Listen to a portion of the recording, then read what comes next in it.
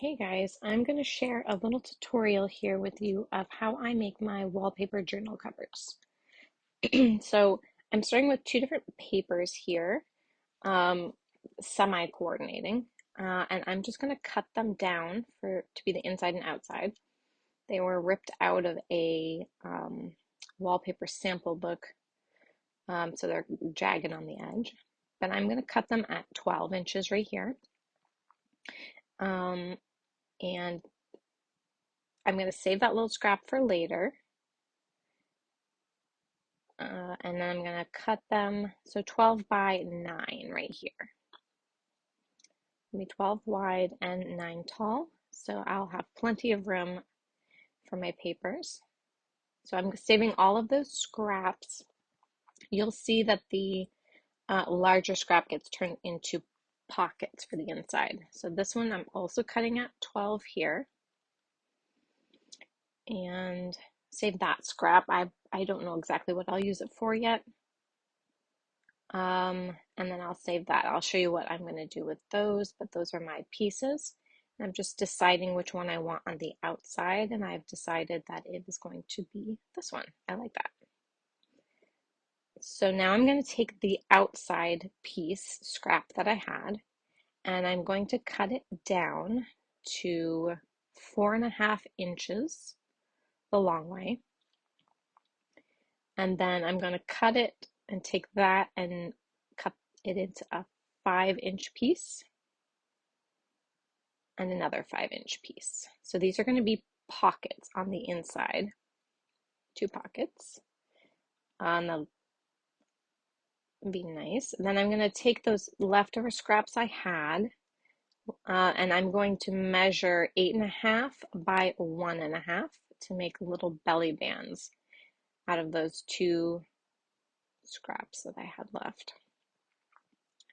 So 8.5 by 1.5 for both of those. And then I'm going to save that piece for, I'm not sure what yet, but here I'm just folding. Now I have like 12 of these that I made today.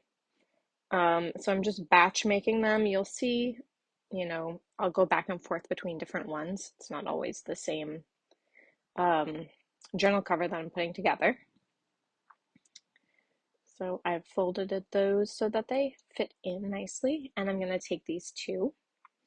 I'm going to line them up, and I'm going to just create a thumb notch with a 1-inch circle punch. Just going to punch halfway to create that lovely thumb notch. Now I'm going to take my Fabri-Tac, and I'm just going to put a little glue on each side. I'm not going to worry about the bottom right now because it's going to butt up against the bottom of my page, my cover, and then when I stitch around the whole thing with a zigzag stitch, that will all get caught in there, so it'll seal off the bottom. So I'm just going to do that on each side. And I had a bunch of wallpapers that had been pre-cut that I had gotten in my haul from the fabric store a while back. It's a fabrics and wall covering store. So I just wanted to use them up. So I just kind of tried to coordinate them. And you'll see more as we go along. Now on this step, I am going to, now that the pockets have dried, I'm just going to stitch down each side of the pocket, making sure to back stitch at the top and at the bottom. I just want to get that sewn element. I know Fabri-Tac will definitely hold these pockets, but I like the effect and the texture that you get by sewing them. So I like to sew them.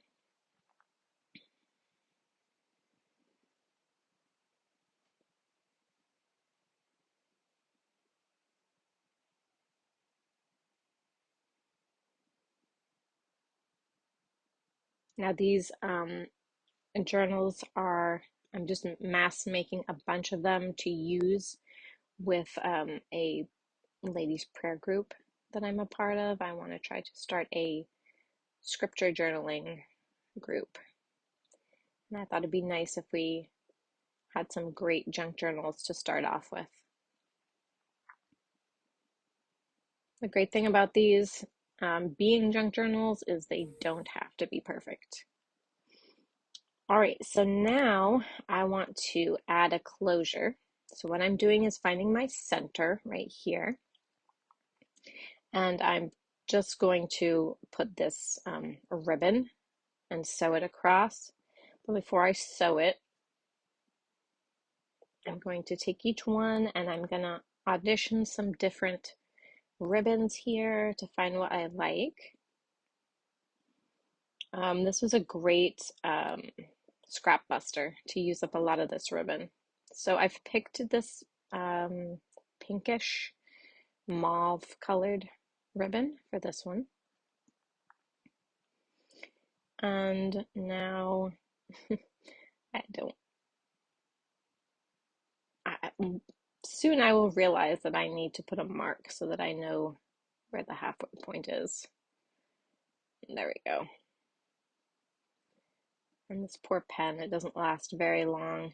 I think I was able to mark a couple of these ribbons and then it just stopped working and I had to find a new pen. What I should have used, which eventually I do use, but what I should have used was one of the erasable pens, the friction pens, because that way I do make a couple of marks on these, and with the friction pen, I'm able to erase it. If it doesn't erase very nicely, I can go in with my hair dryer or an iron on low, and I can just get rid of it with heat. So I'm just gluing it part way. I don't need to glue it all the way, but I kind of wanted to go out a little bit so it would at least start out kind of straight. And again, this Fabrifix is, or Fabri-Tac is only temporary. I mean, it would work, but it's only there until I stitch it. So here I have a few more that I'm doing. This lovely pale pink that I chose for this one. Marking it up. Like I said, I had like 12 of them to do, or maybe 13, I don't remember. It was a lot. So I kind of worked as an assembly line most of the time while doing this.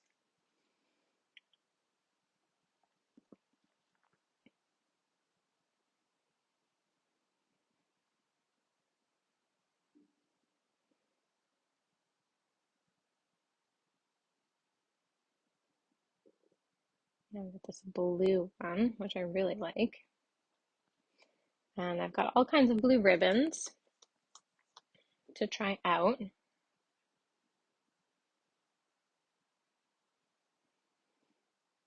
But eventually I do decide that I like this one in the middle the best. And I don't know if you can see, but it does have some pink in it too, which is really nice.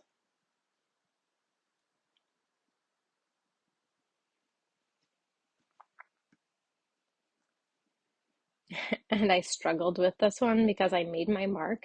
And this is when my pen was failing me and I was like, I don't know where it is. I just approximated the middle. Yeah, because that pen was on its last leg. So you'll see I don't stitch it completely across. I go maybe like a third of the way over the on the front and like 3/4 of the way on the back.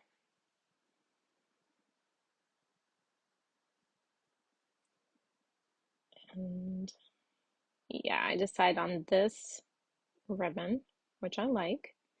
Um,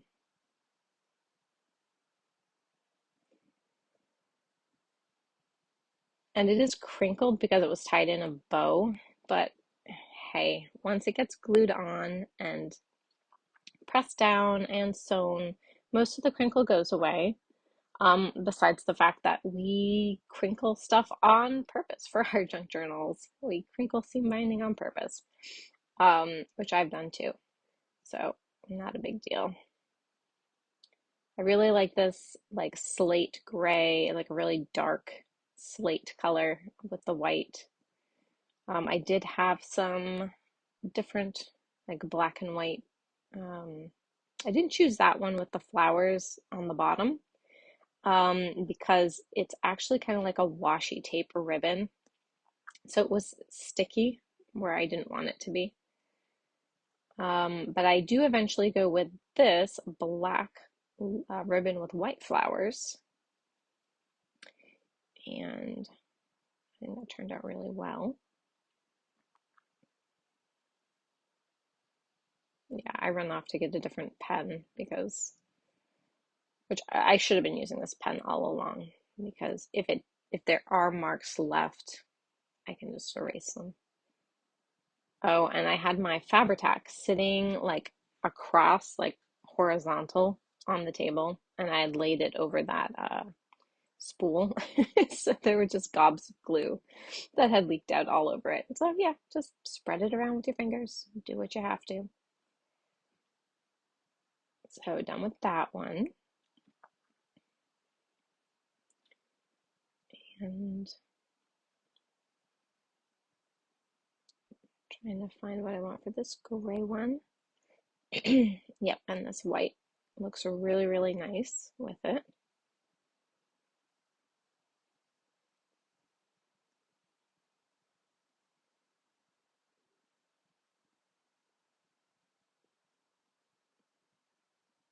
And surprisingly, it didn't really seep through. I thought because it was so light that it would seep through, but it didn't. As long as you blend it out really well with your fingers before you put your glue down. And this blue one I think is one of my favorites. And I absolutely love this ribbon to go with it. I think I got this at the Dollar Tree. Yeah, just gorgeous blue ribbon. And you'll notice that I stitch everything with just plain white thread. Even though a lot of these are, different colors. Oh, here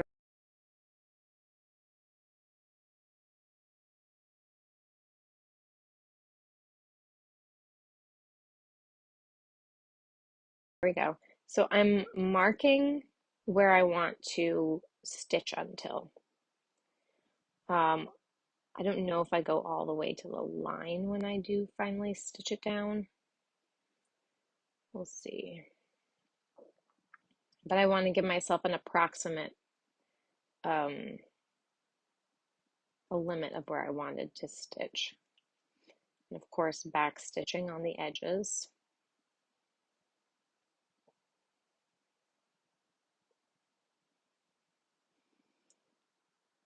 So there I am erasing those marks, which is nice.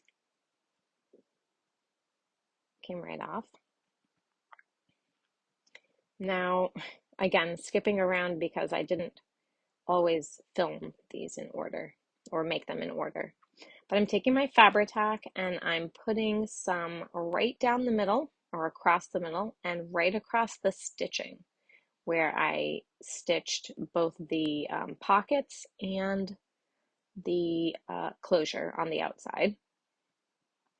Now, this closure idea, I actually didn't know what, I didn't even think about the closure until today when I was making these.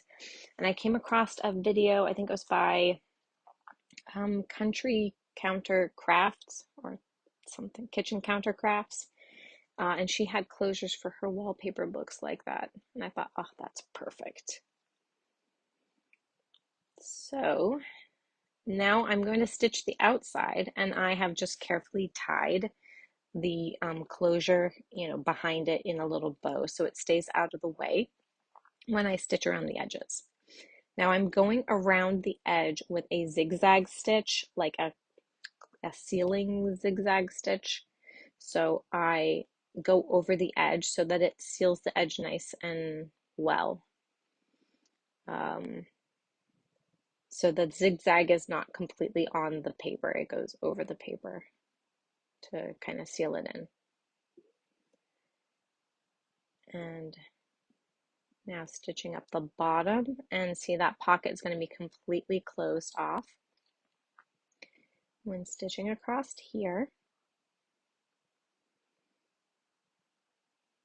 And I've kind of, as I'm going around, I do kind of sometimes backstitch a little bit on the corners. I just found that that worked really well for me. And then of course, backstitch on the front and back.